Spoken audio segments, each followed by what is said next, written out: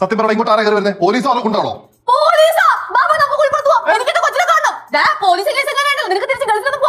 ആണോ? ഇതെവിടുന്നാ?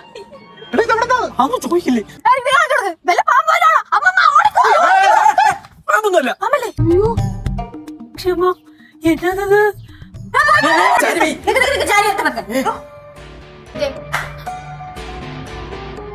മധുര തീർച്ച തട്ടളിയാ